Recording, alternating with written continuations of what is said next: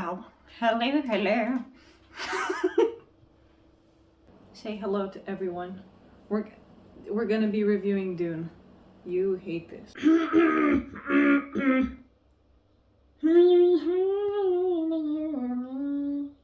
Well, hi. Fancy seeing you here. How are you doing? Good? Okay, cool. So, admittedly, it's been a while since I last posted, and it's been a while since you last saw my face. Don't mind me. What if I do that? You should see my filming setup and how I'm sitting right now. You wouldn't actually want to see it. With a hanger. And a ladder. Take a seat, please. Nowhere. Okay. So, how are you? How are we doing? Are we great? Are we good? Okay. In these past few months that I haven't seen you and we haven't really talked that much, did you by any chance watch the second Dune movie? Me personally, I've only watched it a handful of times. Clearly I'm fine in the sense that I'm not hyper fixating on it, which is why I'm not doing a book review on it as well. In order to make this review a bit more engaging and to just make sure that you're not falling asleep by the end of it and you get what you need out of it, I thought the most useful and practical approach would be to just give you an overview of how I felt about it, then go into equal parts pros and cons, and then go straight into some fun facts that you might want to know, in case you're interested, and basically just find out whether or not it's worth reading the books and not just going to watch the movies. Part of the overview, besides a rich tapestry, an amazing world building that is nothing short of spectacular, and I mean that with my entire being. It's so complex, it's so detailed, it feels like you're traveling. It feels like you're getting to know a completely new culture and a completely new world, and I think that is the goal. It's really immersive. Another mention would be the ecological aspect of things, which I thought was a really interesting aspect that was mentioned all throughout the book, and it's a huge theme. Just the interactions that are made between nature and all the resources and people. The Fremen, specifically, because the other houses were a bit too fancy for that. So, spoiler alert. But I find it to be a worthy mention, sorry. And another thing is the political and ethical depths that it goes to and explores, I think is amazing. Right, so going specifically now into pros and cons. Let's go. For my first pro, and probably the most flabbergasting one for me, was the complexity and the evolution of the characters. It feels like you're getting to know them in real life, in real time, and that to me is a surreal experience. You get to you truly feel like you're there. You feel the growth of the character. You feel, spoiler alert, actually. You might want to skip this one, because I'm gonna start blabbering.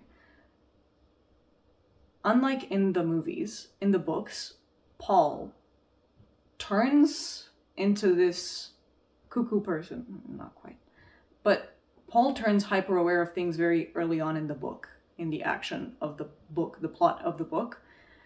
In the sense that in the movies, you only see it in the second movie, almost at the end, he realizes that him and his mom, Jessica, are related to the Harkonnens. Not the case in the book at all, actually. It happens right after King Leto dies, and him and his mom spend their first night sleeping in the desert. For my second pro, I think the scope and the ambition behind the book is just amazing. It's who manages to mesh interstellar action, Star Wars, well, not quite Star Wars. It's better than Star Wars in my opinion, and I do like Star Wars. Interstellar fun and activities and just war and everything, and you'd think it's fun and everything, and then topics that are so important and in a way modern, and discussions that are so important for society in general, politics, economy, religion. I think the book covers so many grounds. It's beyond belief for me. For my third pro, I thought I would give a worthy mention to how innovative the language and the culture are in the book. Now, of course, I'm gonna have a bit of a fun fact to minimally counteract that, because of course it is grounded in reality. Everything in a lot of fantasy books and science fiction books is grounded in reality. I mean, there are concepts, aspects of certain languages, cultural details and everything that are beyond. And I just think it's worth it just for somebody that appreciates the details in life. Go for it. Read it. Truly. It's gonna make you feel like sunshines and rainbows. If you're a detail-oriented person, you're gonna like Frank Herbert. Quote me on that. Okay, so we got over the pros in my books, and I'm gonna stop it at that because the list could go on. I do have a couple of cons. And my first con is actually my first pro. The complexity of the book, the depth, it can be very overwhelming. And when I tell you, it takes you a while because the book is so rich, the plot is so rich, you need a lot of context, and that can be very overwhelming for somebody that just doesn't feel like going into that much detail about things, or they're looking for a light read. This is not a light read, that's for sure. Not in the sense of quantity, at least. The information that you receive can be a lot, and it feels like you're getting to know an entirely different world. And that takes time and patience, which this book does require. Which brings me on to my second con that is mentioned quite a bit. The pacing, especially taking into account that you have over 500 pages, is 1, not equal, 2, not linear, 3, a bit chaotic, but it makes sense in a way. I'm just gonna tell you, in the first 100 and I think around 70 pages, it was world building. And that is a lot.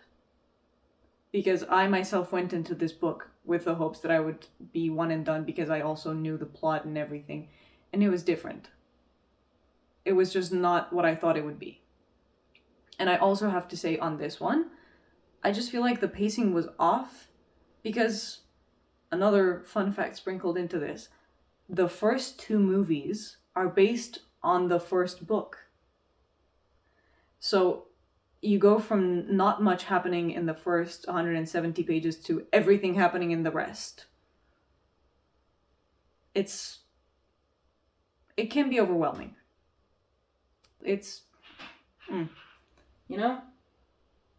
On to my last con. I just feel like, thinking about this as a wide range of readers, the characters may not be the most accessible and the most relatable. They have such grandiose aspirations and purposes and everything that sometimes it's hard to get the bigger picture and the bigger meaning of those things. And a lot of the times when the reader doesn't get to relate to the story, to the character, it just creates this distance between the book, the world, and the reader and everything, and it's not as engaging. And I do think it's worth mentioning. Not for everyone, but yeah.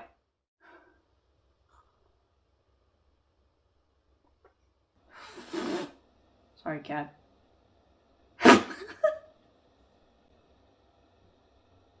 I scared the cat by breathing. I've never been side-eyed so profusely. Anyhow, let's get on to the fun facts. before somebody stares at me. For my first very spicy fact, pun intended, I'm sorry for that. I think it would be very modern to know that Mr. Frank Herbert was actually under the influence sometimes while getting inspiration for Dune. Because, and I quote, kind of, not really. Keep that in mind though. He said it helped him access deeper levels of understanding of certain things, which makes sense. But it's just funky, you know? For your knowledge. We love that for him. For our second fact, you know the ecological themes that I talked about earlier on? Right, so those were inspired by Frank Herbert's visit to the Oregon dunes, which he found really interesting, but also his own ecological research and fascination. He was really interested in the exchange of nature in ecosystems in general. So that was basically the whole idea behind the planet of Arrakis. The whole. Behold! Dune was actually rejected by 20 different publishers before it went to Chilton, I think, which was this car manual publisher. And the rest was history. I mean, they were the only one that accepted it. The only ones that accepted it, sorry. But yeah. Talk about some motivation right there. You might think that the meaning of the title Dune stops there. I mean, it's got to do with the desert, dunes, Arrakis, whatnot, sand, seashells turned into sand, glass. Right. Sorry. My brain went... Anyhow. Technically, it doesn't stop right there. As a close source to Frank Herbert has said, which I will source, because I will source everything. I need to stop doing that. I will source everything in the descriptions, so you know where I got my research from. Basically, the word dune, backwards, is yund, which is a Old English word for unity, which is one of the themes of the book, theoretically. Unity, community in general, all of that. Remember how I said the cultural tapestry is very rich and very unique in a way. However, it is a very important mention to know that Dune was inspired by Islamic culture, specifically the Bedouin people and their desert surviving techniques. Those were really important when picturing the Fremen for Herbert. Don't ask me what that was. And my camera was nice enough to die on me. Therefore, we're going to be going through the last 3 facts, just looking at this beautiful background that I created with, well, a presentation on Canva. Right, so you think you know Paul Atreides. I mean, to some degree, kind of. But what if I told you his initial name was Paul Treadwell? How would you feel about that? Right, probably not that interested. See, Frank Herbert thought the same thing, and it also just didn't really go with his journey. So, in order to be more of a messiah figure, he kind of went with a Greek mythology inspired name, which is Atreides. And now, for your last 2 facts packed into one, do you remember the scenes with the Gom Jabbar, the weird trial where you just put your hand in a painful box and you try to not scream? Yeah, that was inspired by Frank Herbert's mom, who made him put his hand above the stovetop and not scream.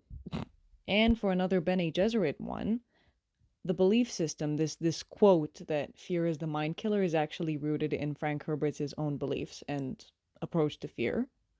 Okay, fine, I'll give you a bonus one. The book actually went through a bunch of titles. It was The Spice Planet, Dune World, and I think The Dry Planet. Yeah. I don't know how to feel about those ones, really. And with that, I'm going to let you guys breathe. I'm going to let you guys go back to whatever you were doing. I hope you enjoyed this video. And I hope you're doing okay whenever you're watching this. I hope you're healthy. I'm sending you all the love, and I want to say I'm really grateful for you watching this and for having this platform and the resources to be here. And yeah, I hope to see you in the next video. Maybe subscribe if you feel like it. No, don't go.